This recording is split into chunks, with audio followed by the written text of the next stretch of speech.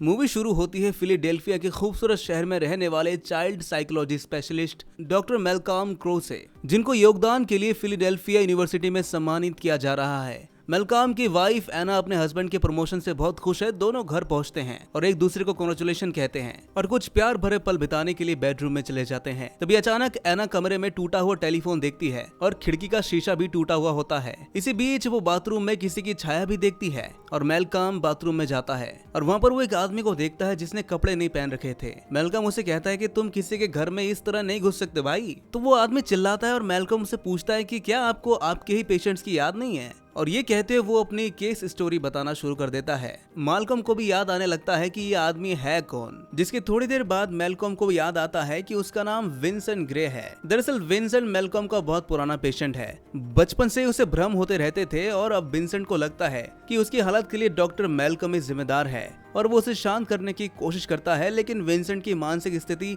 अभी सही नहीं है और इससे पहले कि मैल्कॉम उसे कुछ समझा पाता, विंसेंट उसे गोली मार देता है और खुद भी सुसाइड कर लेता है। इसके बाद हम अगले दिन देखते हैं कि मैल्कॉम अपने घर के बाहर एक बेंच पर बैठकर विंसेंट का केस स्टडी कर रहा है। तभी 9 साल का एक लड़का जिसका नाम कोल सिया है सामने वाले घर से बाहर आता है। मैल्कॉम के पास उसकी फाइल भी है और ये बच्चा उसका अगला केस है जिसे एक्यूट एंजाइटी डिसऑर्डर है। अब दोनों एक दूसरे से चर्च में मिलते हैं जब मैल्कॉम कोल को अपने बारे में बताता है और उसके साथ दोस्ती करने की कोशिश करता है। बातचीत के दौरान मैल्कॉम कोल के हाथों पर चोट के निशान देखता है और वो उससे पूछता है कि तुम अपने खिलौने से क्या कर रहे थे, जिस पर कोल लैटिन भाषा में डे प्रोफिडीज कलामी एट डे डोमेने कहता है। लेकिन मैल्कॉम उसकी भाषा समझ नहीं पाता, जिसके बाद कोल मैल्कॉम से पूछता है कि क्या आप एक अच्छे डॉक्टर हैं। इस पर वो कहता है कि शायद हूँ, इसलिए मुझे अवार्ड भी मिला है। फिर कोल मैल्कॉम से पूछता है कि हम कब मिलेंगे। फिर वो कहता है कि अगर तुम मुझसे मिलना चाहते हो तो जल्द ही मिलेंगे। फिर दोनों अपने अपने घर चले जाते हैं। इसके बाद हम मैल्कॉम को उसके घर पर देखते हैं जो सीधे अपनी स्टडी रूम में जाता है और उस शब्द का अर्थ खोजने लगता है जो कोल ने थोड़ी देर पहले उसे लैटिन में कहा था, जिसका अर्थ है out to the death I cried to you O lord. अब सुबह होती है, हम देखते हैं कि कोल स्कूल जाने के लिए तैयार होता है और जब वो नाश्ता करने के लिए ड्राइंग टेबल पर बैठता है तो उसकी माँ लिन की नजर कोल के गंदे टाई पर पड़ती है जिसे पहनकर वो स्कूल जा रहा था। वो कोल का टाई निकालकर उसे वॉशिंग मशीन में धोने के लिए डाल देती है और एक नया टाई लेकर वापस आती है। और जब वो नए टाई के साथ रसोई में आती है तो वो देखती है कि रसोई के सभी दरवाजे खुले हैं, जिनमें से कुछ उसने थोड़ी देर पहले ही बंद किया था। वो समझ नहीं पाती कि कोई इसे इतनी जल्दी कैसे खोल सकता है। लिन अपने बेटे से पूछती है कि क्या तुम कुछ ढूंढ रहे थे। कोल कहता है कि हाँ, पॉप डॉट। उसकी माँ कहती है कि लेकिन तुमने इतनी जल्दी कैसे खोल दिया। लिन अभी भी अपने बेटे को हैरानी से देख रही थी। वो समझ नहीं पा रही थी कि कुछ ही सेकंडों में यह कैसे मुमकिन था। तभी कोल अपनी माँ से पूछता है कि आप मुझे इस तरह से क्यों देख रही हैं? क्या आप मेरे बारे में कुछ सोच रही हैं? लिन कहती है कि कुछ भी हो जाए मैं अपने बेटे के बारे में कभी बुरा नहीं सोच सकती। इसी बीच कोई दरवाजे की घंटी बजाता है और कोल कहता है कि मेरा दोस्त आ गया है और वो वहाँ से चला जाता है। अब हम देखते हैं कि टेबल पर एक गीला हाथ का निशान है जो धीरे धीरे गायब हो रहा था, जैसे कोई अदृश्य शख्स वहाँ से गुजरा हो। वही कोल अपने दोस्त के साथ स्कूल जाता है लेकिन उसका मन कुछ उलझा सा है, जैसे लग रहा था कि कोई उसे स्कूल जाने से रोक रहा है, पर फिर भी वो किसी तरह स्कूल के अंदर चला जाता है। दोपहर को जब कोल घर लौटता है तो वो उसकी माँ को डॉक्टर मैल्कॉम के साथ बैठा हुआ देखता है। तभी लिन कहती है कि मैं तुम्हारे लिए पैन केक बना रही हूँ। इसी बीच मैल्कॉम कोल से पूछता है कि क्यों ना तुम मेरे साथ थोड़ी देर बैठ जाओ यहाँ पे, लेकिन कोल मानने को तैयार नहीं था। तो मैल्कॉम थोड़ा और जोर देता है कि चलो थोड़ी बातें कर लेते हैं, पर कोल सिर हिलाकर मना कर देता है। तब मैल्कॉम उसे एक मजेदार सा खेल सुझाता है और तभी कहता है कि चलो एक दिमागी खेल खेलते हैं। मैं तुम्हारे मन में जो चल रहा है वो बता दूंगा। अगर मैं सही हूँ तो तुम एक कदम आगे बढ़ जाओगे और अगर मैं गलत हूँ तो तुम दरवाजे की तरफ एक कदम पीछे जाओगे। अगर तुम दरवाजे तक पहुँच गए तो बाहर जा सकते हो, लेकिन अगर कुर्सी तक पहुँच गए तो तुम्हें मुझे अपनी बातें बतानी होंगी। कोल इस खेल के लिए तैयार हो जाता है। मैल्कॉम फिर थोड़ा सोचता है और कहता है कि जब तुम्हारे मम्मी पापा अलग हुए थे तब तुम्हारी माँ भी एक डॉक्टर के पास गई थी, लेकिन तुम्हारी मदद नहीं हुई थी इसमें। शायद इसलिए तुम मुझ पर भी भरोसा नहीं कर पा रहे हो। जिस पर कोल एक कदम आगे बढ़ता है। फिर मैल्कॉम आगे कहता है कि तुम्हारे पास एक ऐसा राज है जिसे तुम मुझसे शेयर नहीं करना चाहते हो। जिस पर कोल फिर से एक कदम आगे बढ़ता है। इस तरह वो कुर्सी तक पहुंच जाता है। फिर मैल्कॉम कहता है कि तुम्हारी घड़ी वो तुम्हारे पापा ने दी थी ना, लेकिन असल में तुमने उसे घर के दरवाजे से चुराया था। कोल थोड़ा सोचता है और एक कदम पीछे हट जाता है। फिर मेलकम कहता है कि तुम स्कूल में बहुत होशियार थे, लेकिन कोल को ये बात झूठी लगती है, जिस पर वो एक और कदम पीछे हट जाता है और कहता है कि मैंने स्कूल में एक डरावनी ड्राइंग बनाई थी जिसमें स्क्रू ड्राइवर से कोई किसी को मार रहा था। मेलकम कहता है कि शायद तुमने वो किसी फिल्म में देखा होगा। कोल फिर से पीछे हटता है और कहता है कि इस इंसिडेंट के बाद स्कूल में सब मुझसे बहुत नाराज हो गए थे। अब मेलकम का खेल उल्टा पड़ जाता है। अब कोल कहता है कि अब तुम बताओ मैं क्या सोच रहा हूँ। इस पर मेलकम कुछ जवाब नहीं देता और कोल एक कदम पीछे हटता है और कहता है कि तुम अच्छे हो लेकिन मेरी मदद नहीं कर सकते। इतना कहकर वो दरवाजे से बाहर चला जाता है। अब अगली सुबह जब कोल अपने दोस्तों के साथ स्कूल जा रहा होता है तो मेलकम वहाँ पर आता है। मेलकम कोल से पूछता है कि तुम अपनी माँ को सब क्यों नहीं बताते। कोल जवाब देता है कि मैं नहीं बताऊंगा, वो मुझे पागल समझेगी। मेलकम कोल को समझाते हुए कहता है कि तुम पागल नहीं हो बल्कि बहुत होशियार हो। अगर तुम्हें कोई पागल कहे तो उसकी बात मत मानना। जिसके बाद वो अपने स्कूल चला जाता है। स्कूल में हिस्ट्री की क्लास में टीचर स्टूडेंट से पूछते हैं कि इस स्कूल की बिल्डिंग के बारे में क्या कोई कुछ जानता है। तो कोल अपना हाथ उठाता है और सबको चौंकाते हुए बताता है कि यहाँ पहले लोगों को फांसी दी जाती थी, पर टीचर कहता है ऐसा नहीं है, ये पहले कोर्ट हुआ करता था। लेकिन कोल जोर देकर कहता है कि नहीं, आप गलत हैं, यहाँ लोगों को फांसी दी जाती थी। टीचर कोल को गौर से देखने लगता है। कोल कहता है कि आप मुझे ऐसे क्यों देख रहे हैं? मैं जानता हूँ जब आप स्कूल में थे तब आप हकलाते थे और लोगों को ऐसे ही घूरते थे और अभी आप फिर से हकलाने वाले हैं। इसके कुछ सेकंड्स बाद ही वो टीचर कोल के पास आता है और सच में हकलाते हुए कहता है कि तुम्हें ये सब बात किसने बताई। जिस पर कोल अपनी आंखें बंद कर लेता है क्योंकि उसे डर लग रहा था। अब टीचर गुस्से में आता है और कोल की मेज पर जोर से हाथ मारता है और कहता है कि तू पागल है। वही उधर हम मेलकम को देखते हैं जो अपने घर पर पहुंचकर देखता है कि उसकी वाइफ उदास है और वो डिप्रेशन की दवा खा रही है, जिसे देखकर मेलकम बहुत ही परेशान होता है लेकिन वो कुछ कह नहीं पाता। अब फिर से हम कोल को देखते हैं जो कुछ दिनों बाद अपनी माँ के साथ एक पार्टी में जाता है। तो जब उसकी माँ सबसे बात कर रही होती है तब इसी दौरान कोल उन बच्चों के पास जाता है तो वो बच्चे उसे परेशान करते हैं और फिर उसे एक छोटे से कमरे में बंद कर देते हैं। कोल बहुत ही डर जाता है क्योंकि अंधेरे से उसे बहुत डर लगता है। अब डर के मारे कोल बहुत ही जोर जोर से चिल्लाने लगता है और उसकी माँ उसकी आवाज सुनकर ऊपर दौड़ने लगती है और उस कमरे के पास जाती है। वो दरवाजा खोलने की कोशिश करती है लेकिन दरवाजा खोल ही नहीं रहा था। तभी अचानक दरवाजा अपने आप खुल जाता है और उसकी माँ देखती है कि कोल बेहोश पड़ा है तो लिन उसे तुरंत हॉस्पिटल ले जाती है। डॉक्टर कोल के शरीर पर कुछ चोट के निशान देखते हैं जिनसे उन्हें शक होता है कि शायद उसकी माँ ने ये निशान दिए होंगे और उसकी माँ उसे पीटती होगी। लेकिन लिन कहती है कि मैं अपने बेटे को कैसे मार सकती हूँ, मैं उसे अपनी जान से ज्यादा प्यार करती हूँ। अब कोल हॉस्पिटल से डिस्चार्ज होकर घर आता है और मेलकम उससे मिलने आता है। मेलकम अपनी वाइफ एना की हालत से बेहद परेशान था और कोल उनके माथे पर चिंता की रेखाएं साफ देख सकता था। कोल मेलकम से कहता है कि मैं आज आपको एक राज बताना चाहता हूँ।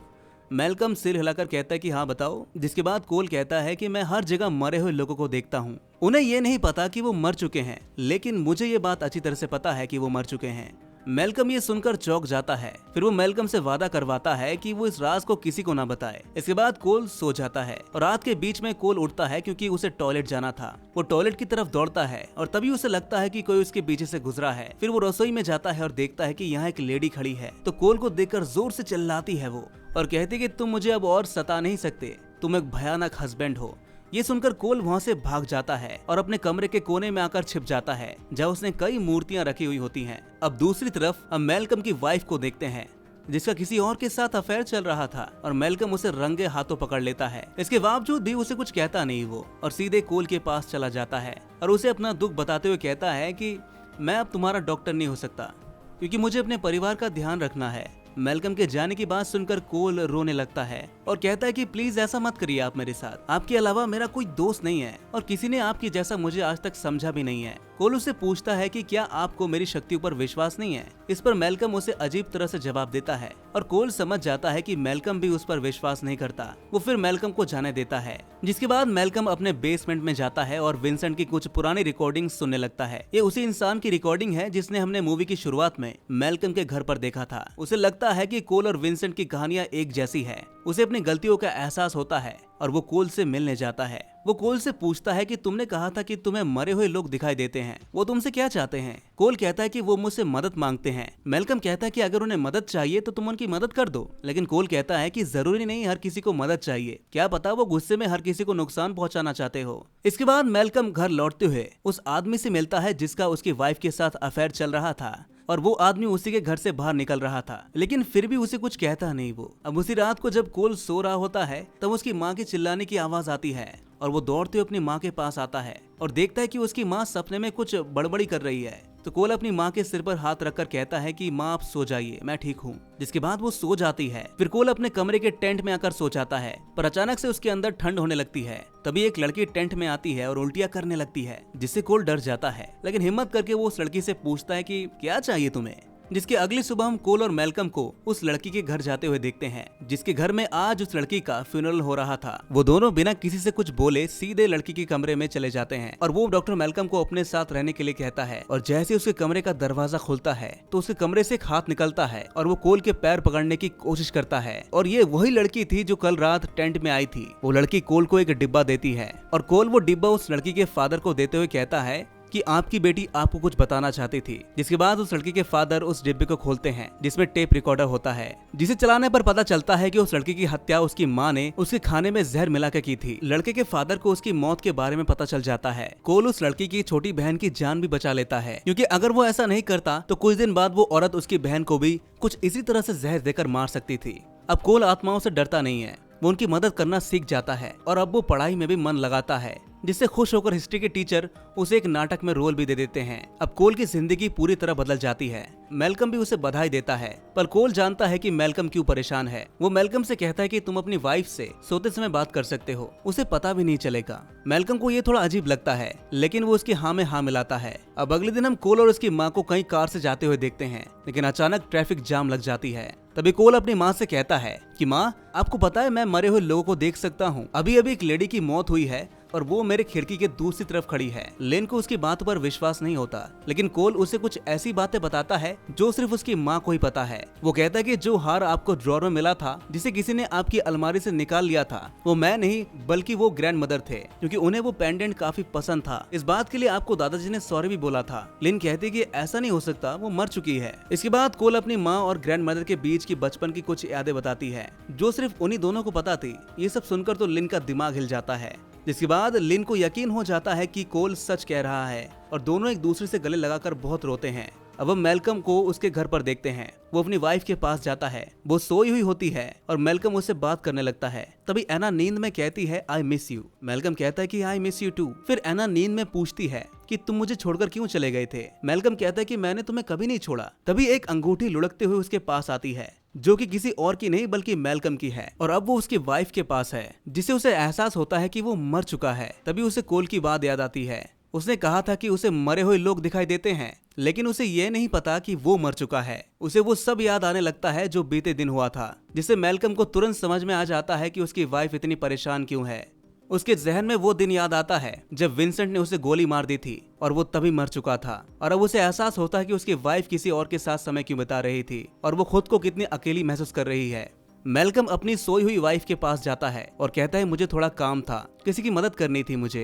एक डॉक्टर होने के नाते मुझे हर किसी की मदद करनी चाहिए, खासकर उन लोगों की जिनकी मुझे सबसे ज्यादा जरूरत है। फिर वो अपनी वाइफ से कहता है कि मैं तुमसे बहुत प्यार करता हूँ, तुम सो जाओ, सब कुछ ठीक हो जाएगा। जिसके बाद मैल्कम को अपनी शादी का दिन याद आता है, जो बहुत ही खूबसूरत पल था। और इसी के साथ ये मूवी यहीं पर खत्म हो जाती है। तो दोस्तों कैसे लगी आपको एक कहानी कमेंट में जरूर बताइएगा, और ऐसी मूवी एक्सप्लेनेशन देखने के लिए द एक्सप्लेन्ड स्क्रीन को सब्सक्राइब जरूर कर लीजिएगा।